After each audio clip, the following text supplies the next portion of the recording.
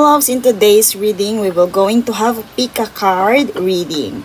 And ang focus ng ating energy is kung sino yung mga nag-iisip sa'yo right now and kung ano yung iniisip nila tungkol sa'yo. Okay, habang nagpe-prepare tayo ng file. Okay, habang nagpe-prepare tayo ng file, so try to visit our shop. Yung pong link ay nandyan sa ating description box. And ito po yung ating mga pagpipilian. So, for file number 1 is the Blue Apatite. For file number 2 is the Labradorite. And for file number 3 is the Amethyst. Ayan. So, habang pinaprepare natin yung ating mga file, my loves, visit our shop. Meron po tayong mga crafts na available sa ating shop.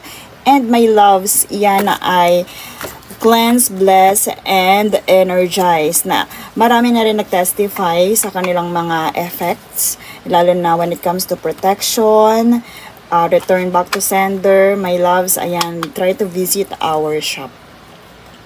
So ngayon, let's see kung sino at ano yung mga iniisip sa'yo ng taong to. So, my loves, kung nakapamili na kayo, you can watch every file or kaya naman ay i-click, my loves, yung timestamp na nandyan din sa ating description box.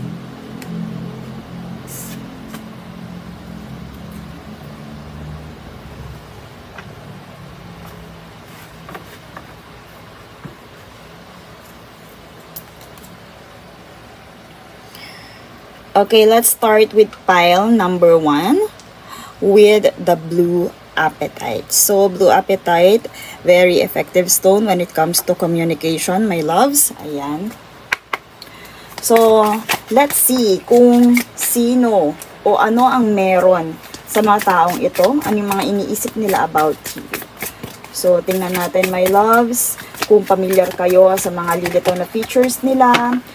Or kung hindi naman, kung hindi ka pa nakaka-encounter, pwedeng ito yung mga taong darating sa life mo. And ganito yung first impression or yung iniisip nila about you.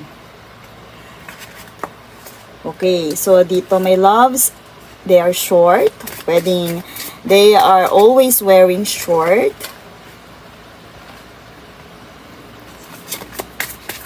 Ayan, so they love to wear shorts or pwede din yung mismong height nila yung short, my loves. Pwede din yung outfitan na yan kung familiar ka, my loves. Beauty mark. Meron din yung beauty mark, my loves. So, meron ka ba makakilala na may beauty mark, my loves? Na parang familiar or nicely dressed. So, ayan, my loves, pwedeng isa or pwedeng multiple yung mga person na nag-iisip sa'yo ng mga bagay-bagay or your, kumbaga, may main contribution sa energy. So, meron din siyang wavy hair. Pwedeng siya rin ay merong tattoo. Ayan. Double, meron siyang beauty mark, my loves. Wavy hair. Nicely dressed. And mixed colored eyes. So, yung mga marks na yan ay pwede mong matandaan sa mga tao na currently ay iniisip ka or may iniisip sa'yo right now, my loves. So, let's see, ano ba yung mga iniisip nila about you?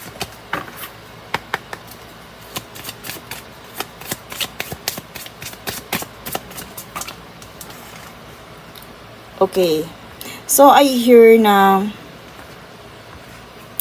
they are grieving about you. Pwedeng they are sad because of you, my loves. So, they are grieving about you, mourning, my loves, or sad pag naiisip ka nila. I also hear na, my loves, that's why they are thinking about you. That thing is because you are a kind person, a person with morality, my loves, a person with a virtue. That's why, my loves, eto pwede din nakaka-relate ka na as of this moment, pero my loves, dito kasi parang may guilt na iniisip sa'yo yung person mo or yung person na to. Pwede, my loves, they are sad about you because of your kindness, at pwedeng ginagawa silang hindi tama, or andun yung guilt, my loves eh. Pwede din, my loves, sila ay grieving because isa ka sa mga hindi nila makalimutan because of your morality, because of your kindness. You're one of a kind. Pwedeng ganun, my loves. Pwedeng friend or someone man yan na they are grieving. Feeling ko ito ay baka binlock mo ang connection dito, my loves. That's why they are sad whenever they think about you. Kasi may death card dito. Pwedeng, my loves, na pinutulan mo to ng connection. What else? Virtue, my loves. Your kindness, my loves. And also, with the clover. I think, my loves, yun nga. Kanina, sinabi natin na you are one of a kind. Pwede, my loves, na kaya hindi ka nila makalimutan because parang nawala sila. Alam nyo yun, nawalan sila ng light. I hear na isa ka sa lucky charm nila. Pwedeng ganon. You're a friend of this person. Pwedeng nag-iba yung takbo ng life nila simula nung pinutol mo yung mga blockages. Pinutol mo yung mga connection mo with this person. Pwedeng ganon, my loves. That's why they are sad. So, at pwede din, my loves, na ito ay nawalan ng connection sa'yo, nawalan ng access sa'yo. That's why parang nagiging iba din yung takbo ng kanilang life right now. So, pwedeng ikaw ay source ng joy nila before, pero ngayon they are sad because kagaya nga ng sinabi ko, parang alam niyo, swerte sila sa'yo. Swerte na sana sila sa'yo, pero pinakawalan ka. Okay? Pinakawalan ka, and right now ay nag-iisip sila about you na bakit nila ginawa yung mga bagay na hindi mo magugustuhan. Okay. So, let's see more clarifier. Pwedeng nakagawa sila ng mga bagay na hindi mo magugustuhan at right now ay pinagsisisihan nila yun. So, more clarifier for pile number 1.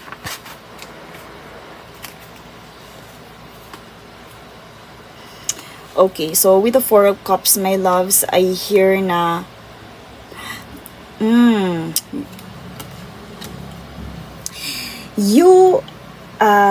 eto, pwedeng kinat off mo itong mga person na to or person na to because you choose happiness. Pwede nga na before they are toxic. Habang nandun ka sa life nila, habang meron silang access sa'yo, tinake it for granted nila yun, my loves. And that's why. And I also hear, my loves, they are starting to accept na sila talaga yung may kasalanan bakit nag-end itong connection na to. Whether it is friendship or relationship, my loves. So one thing is for sure, they are thinking about you, and those are the things that they make them think about you. I also hear, my loves, pwede din, my loves, ito ay masculine energy. I also hear they're starting to realize to have a structure in life, to have a respect with you, to become more focused and disciplined, my loves. So yun yung parang kumbaga iniisip nila. And my loves, with the Six of Cups in reverse, ayan, they are stuck in the past. Kung ano man yung naging connection nila sa iyo, they are clinging doon sa past. That's why they are sad, my loves. Yung taong to na iniisip ka, they are unable to let go. Meron din dito, pwede din, my loves, na hindi mo kasi sila mapatawad, or pwedeng alam nila na hindi basta-basta pwedeng patawarin yung kanilang mga ginawa sa'yo. Okay, so that's all for pile number 1, and let's proceed with pile number 2. Hello pile number 2, ayan sa mga pumili ng Labradorite. So, let's see kung sino yung nag-iisip sa inyo right now and kung ano yung iniisip nila about you. Okay, so be more attentive sa mga signs, sa mga features ng mga taong possible na nag-iisip sa'yo. Pwedeng mga or pwedeng isa lang, my loves. So, sino yung mga or yung nag-iisip kay pile number 2. So, per pile number 2, may bird. Okay, so, this is someone who has bird. Meron ka bang mga kakilala na may bird? Iniisip ka ng taong to. So, pwedeng masculine figure, round face. May familiar ka ba sa round face na may bird? Pwede ang features niya is round ang kanyang face. White gray hair. Pwede din, my loves, na kung wala kang kilalang ganyan, I also hear na pwedeng ito ay ancestors mo or may kinalaman sa yung bloodline because of this masculine figure and white gray hair. Sharp face. Pwede din, my loves, ito ay multiple, my loves. Curly hair. Sharp face and round face, my loves. Pregnant.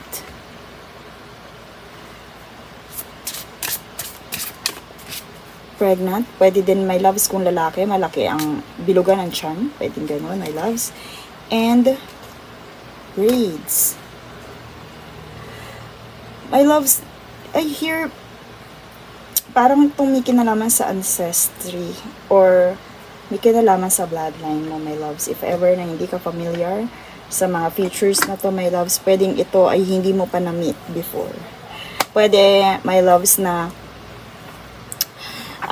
sila ay part ng yung bloodline and they are thinking about you or pwedeng may message sila sa'yo. Again, kung wala ka, kung hindi ka familiar pa yung number 2 sa mga features na yan, pwede hindi mo pa nami-meet itong mga person na to, pero kung hindi mo pa sila nami-meet, bakit nag-iisip sila ng something sa'yo, diba? So, may tendency kung hindi mo pa sila nami-meet, pwedeng part ng iyong soul tribe, my loves. So, let's see kung ano yung focus ng energy na iniisip nila about you.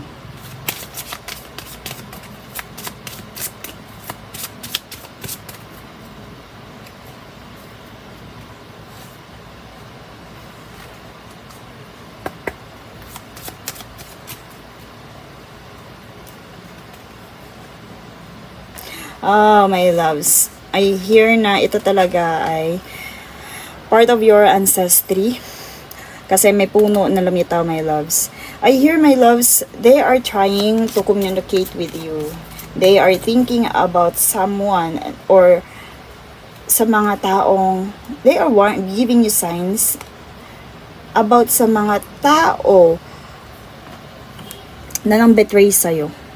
Na gustong sabihin natin, humadlang sa yung mga ambition in life.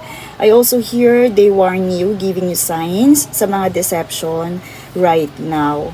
And my loves, ito may success, may happiness dito, my loves, if ever na hindi mo pa na di-discover itong mga betrayal na to, my loves,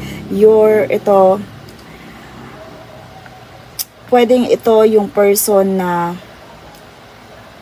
concern sa'yo about some betrayal, some deception. Gusto nilang malaman mo yon, my loves. Gusto nila na maging masaya ka. You deserve happiness. You deserve success. Okay? So, meron ulit puno dito, my loves. I also hear na ito, kung hindi mo man, wala ka man kakilalang ganito, wala kang kaibigan ganito, kasi yung mga taong nag-iisip or concern about your own success and ambition is yung mga tao talagang concerned sa'yo, di ba? So, it's either friend mo yan. Kung wala kang friend, baka nga ito ay isang guardian mo or soul tribe mo na giving you warning about the betrayal, my loves. They want you to choose your success or your happiness, my loves. Pwede din, my loves, kung ikaw ay nakalayo sa iyong pamilya. I also hear na ito ay may kinalaman sa household or malapit sa'yo yung nang bebetray, nasa bahay nyo. Nasa bahay nyo, my loves, because of this snake and because of this house. So, be more careful, my loves, because this someone wants to warn you. Pwede din, my loves, your spirit guides want to warn you about this person. Okay? Danger nga, my loves. Danger warning. Pwede, my loves, spirits. Napakalakas ng spirit guides mo, my loves. They want you to be more careful. They are reminding you through this reading, my loves. Kung, my loves, napaisip ka, pwede, kung dun sa mga features na nabanggit natin, pwede spirits are telling you to be more aware about this person, about these people who possess with these features, my loves. Kasi, nandito na may warning na, my loves. So, mag-ingat ka dun sa mga taong pinagkakatiwalaan mo right now. Spirits are giving you some signs. Okay, they are giving you some signs, my loves. Kung hindi man yung taong to. Pwede din, my loves, kung sila ay nag-exist, kung na-encounter mo na sila, my loves, they are concerned about you, about the danger, about the betrayal nga na paparating. They are concerned. Let's see more confirmation about this. Yes, may snake dito. And yung danger na yun, nasa bahay nyo eh. Nasa tinitiran mo, my loves. Kasi 2 times lumitaw dito yung house. It's either baka housemates yan, my loves.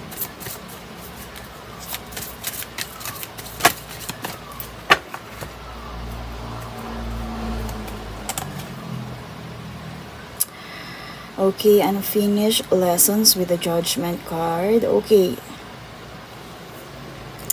Dito, my loves, I hear na meron ka ng mga napapansin eh, pero sinaset aside mo yon, my loves. Kasi nandito, failure to learn lessons. Ibig sabihin, nakakakita ka na, pwedeng nakakakita ka na ng mga signs na itong taong ito, possible na lokohin ako or i-betray ako, pero hindi mo pinapakinggan, my loves. You still in doubt na baka mali ka, baka meron kang self-doubt dito, my loves. You are not listening, that's why si spirits ay nakikipag-communicate. Okay, so with the 9 of Cups, my loves, I hear na may unhappiness dito and lack of fulfillment.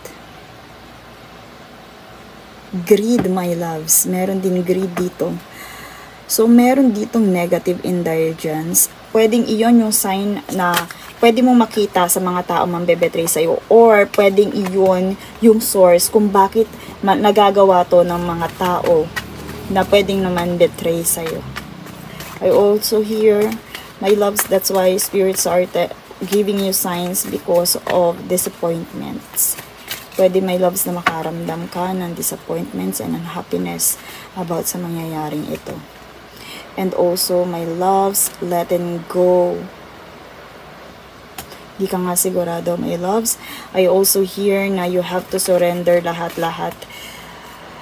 You have to pause muna, okay? You have to pause, surrender kung ano yung mga possible na pwedeng mangyari.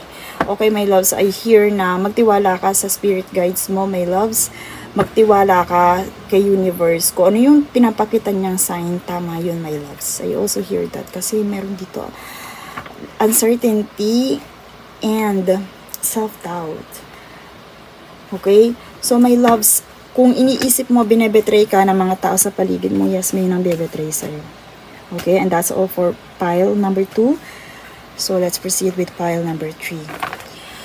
Hi, pile number 3. Ayan. Whoever choose this, amethyst crystal, my loves. So, ang focus ng reading natin is kung sino yung nag-iisip sa'yo na someone at kung ano yung iniisip nila about you. So, let's see kung ano yung mga signs and features na pwede nating maging guide kung sino yung taong ito at kung tungkol saan yung kanilang iniisip about you.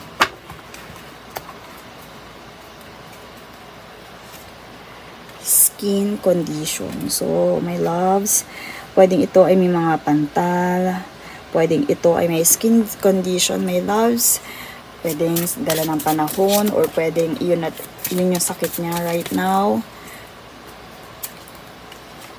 Pwedeng may allergy din to. Bland, my loves, pwedeng bland din yung taong ito, my loves, na nag-iisip sa'yo or merong major or heavy energy thinking about you. Busty chest, my loves, so pwedeng feminine ito, my loves. White clothing. Mahilig sa white. I hear na mahilig to sa white. Kasi, andito yung fair skin. Kahit hindi pa lumilitaw, my loves, I hear na fair. Pwede din fair skin or mahilig sa white. Laging naka-white, my loves.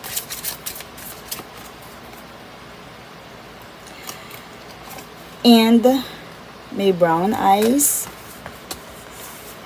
Last one.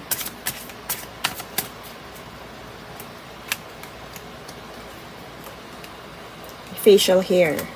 So, kanina, pwede siya ay pwedeng feminine, pwedeng masculine, or pwedeng both. My loves, pwedeng multiple, or pwedeng nag-iisa. So, kung meron kang kakilala na merong mga ganyang features, my loves, let's see kung ano yung iniisip nila about you.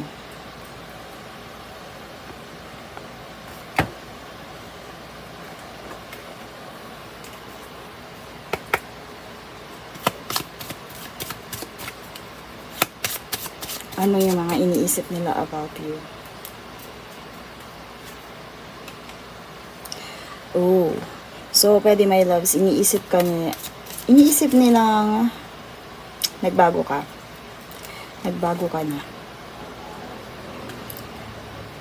Oh. I also hear, my loves, pwedeng most of our collectives sa pile number 3 ay masculine. Pwede din, my loves, isa sa naging pagbabago mo is naging firm ka. Naging, sabihin natin, matigas ka, my loves. I also hear that. Na naging matigas ka, nagbago ka na, nagkaroon ka ng pagbabago, naging naging driven ka, my loves.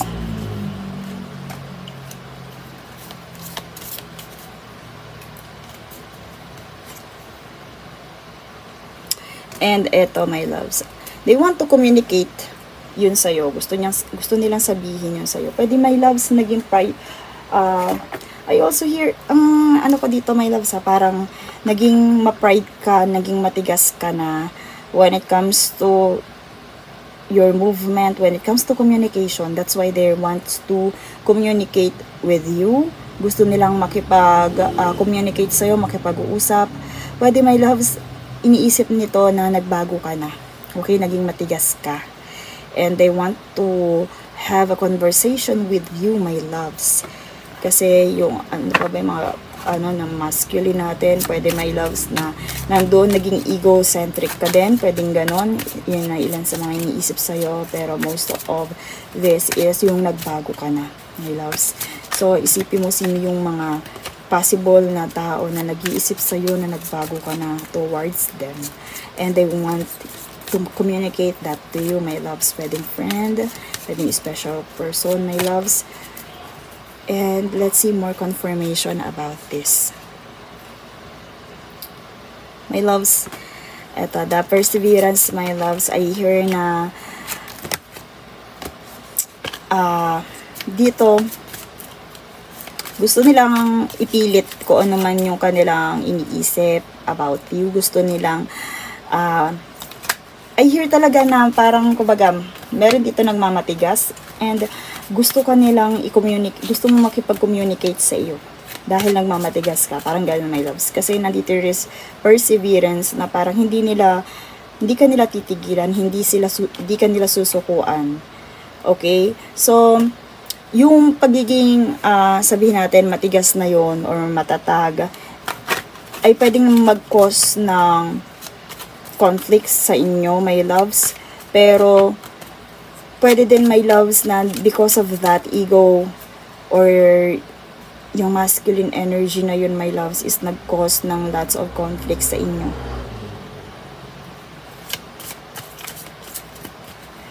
Aggression. Okay. So, I hear, dito maliliwanagan din yung person na to, bakit ka nagbago. So, nandito yung truth, my loves. Pwede din, my loves, na meron kasi dito naging conflict. Pwedeng nakatampuhan mo itong person na to. Pwedeng lumayo ang loob mo sa person na to.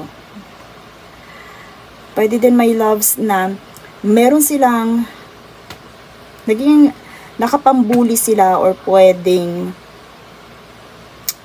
na-hurt kanila. Na-hurt ka niya, na-hurt kanila. I also hear, my loves, na pwede yung pagtataas mo ng bakod, yung pag-i-stand mo firmly is nagiging cause ng intimidation sa mga taong ito. Pwedeng ganun, my loves. That's why they want to still communicate to you, to have communication with you, my loves. But at some point, my loves, dito gusto ka nilang ma-win back. I hear that. Gusto ka nilang ma-win back. Because parang hindi sila tatagal kung nakikita nilang ganyan ka katatag, ganyan ka ka-stable, ganyan yung naging pagbabago mo. Parang hindi nila kayang i-accept yun, my loves. I hear na hindi nila kayang i-accept yung movement na yan. Pwedeng nag-move forward ka without them. Pwedeng, yun nga, with this changes, my loves, nag-move forward ka, pero sila parang may halong intimidation na hindi pwede. Kailangan, kumbaga, ma-win back kanila. But, dito, magkakaroon sila ng clarity na pwedeng nasaktan ka nga nila, na sila ang dahilan kung bakit ka nagbago, my loves. And dito sa success, my loves, pwede din na about the mental new insights, nandyan din, my loves, yung perception. Kung may nagbago talaga sa'yo, hindi lang sa mga kilos mo, my loves, pati na rin sa yung mindset, my loves. New ideas and vision, that's the breakthrough for you. Pwede, my loves, i-cut off mo yung mga taong to, o yung taong to, my loves, for this success. Kasi nandito yun, limito yung communication, di ba? Ito ulit, with the Ace of Swords, communication din. Gusto nila makipag-communicate, pero ikaw, pwede kong nag-let go ka na rin because you want to have more focus and nagkaroon ka na ng mental clarity na hindi na tama. Kasi dito, mayroong bullying din. Pwedeng na-hurt ka talaga ng mga taong to or ng taong to. That's why nagbago ka. Okay, and that's all for this reading. Thank you so much and see you in my next one.